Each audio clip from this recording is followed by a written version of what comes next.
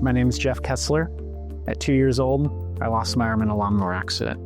I'm here because there was a family that was impacted by a similar situation that I was involved in as a child. So I'm here for Tate. I'm here for Ryan. I'm here for Ryan and Tate's family.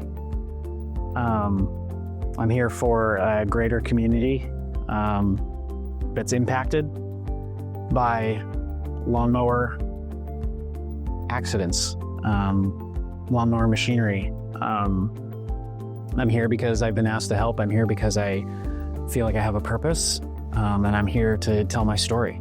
I don't remember my accident, so everything that I recall, I don't recall anything. So everything that I talk about when I tell people about my accident is something that's been stitched together through the stories that I've been told. So as I recount my accident, it feels very vivid to me, like it actually happened, but I experienced it, but I don't actually remember it. So as I replay the movie in my head, it's a recounting of the stories and the things that have been told to me. So I lost my arm when I was 2.5 years old in a lawnmower accident. So as I understand it, I was riding on a lawnmower with my dad. We had about 2.5 acres of land, and he had gotten off the riding lawnmower. I got off immediately behind him and voluntarily stuck my arm in the lawnmower.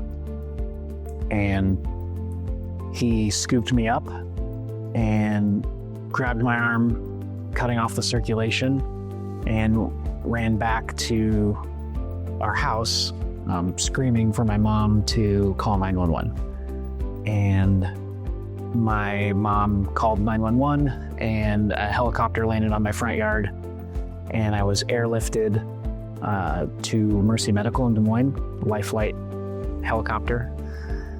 And I almost died, and they saved my life.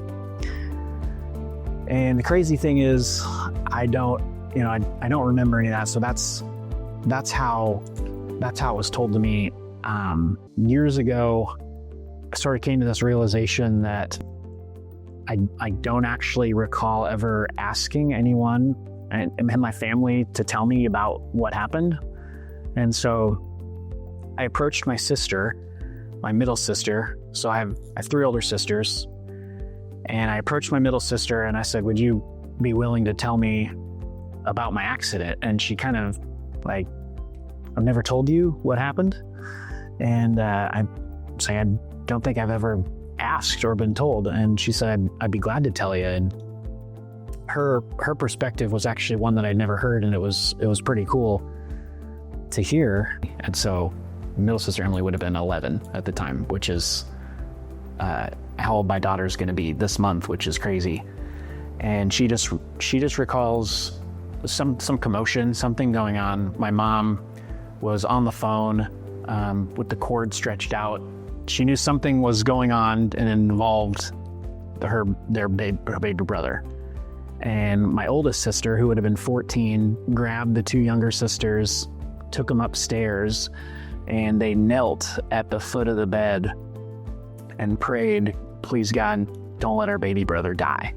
I'm convinced, I believe that those prayers of those 3 girls for their baby brother are the reason that I'm still here today, because God hears us when we pray to him, and he doesn't always answer us, and we don't necessarily know why he chooses when he chooses, but I believe that he chose that day to listen and to save my life.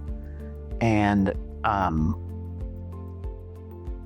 he chose to save me because I have a purpose. We all have a purpose. And so I thought that was I think that's the most incredible part of my story. My dad, I had approached him a couple years ago, and I think probably he was the most impacted out of all of us. I mean, including myself. And I wanted to ask if he would be willing to share what had happened that day, because he was the one that was there. So I asked him, Dad, would you be willing to share your story with me? And he said that he would, but he said not right now, because it's too difficult, and there isn't a day that goes by that he doesn't think about that. So, 38 years he's lived carrying this memory, but he said, I was right there. You were right there. The doctor said, they told my parents they weren't sure if I was going to make it. And then when my life was stable and they knew I was going to pull through, they told my parents, he's going to be missing his arm. And my mom didn't care. She was so elated that I was alive. That didn't matter. Todd Egan was a member of the board. I was a friend of Todd's, friend and coworker. And it's Todd introduced me to Ryan and Ryan's family. And he had asked me to come speak at a Tate's Army event and share my story. And Todd passed away. And the fact that he told me about Tate's Army and what had happened was the fact that it was in my own community and in my backyard, and I hadn't even heard of it, which is crazy, because there was a boy that was in just a similar situation. Exact same thing had happened, and his dad and his family, and I didn't even know about it. And you kind of have two paths, right? And people will have a tough situation that happens to them, and you go a couple of different ways. You can choose to kind of just ignore what happened and try to move on, live your life. And, there's a component of that that has to be true, but then you can kind of lean into your situation and use what you've gone through to help others and to have a purpose. And that's what they've chosen to do, as painful as that is. I don't know why he chose to put them in all family through that, why I've experienced what I've experienced, why anybody goes through hardships, but it shapes who we are, and we get to use that. And we can choose to be thankful for it, as difficult as that is.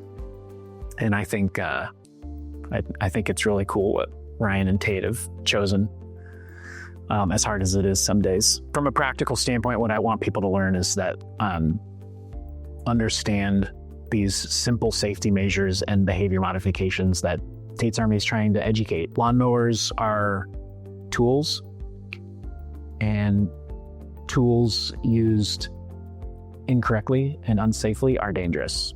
Lawnmowers are inherently dangerous. Cars are inherently dangerous. Guns, fire. But when you're not safe, hunters teach kids how to use guns safely. And they take them into the woods and they show them how to use knives and fire for their own benefit, for survival.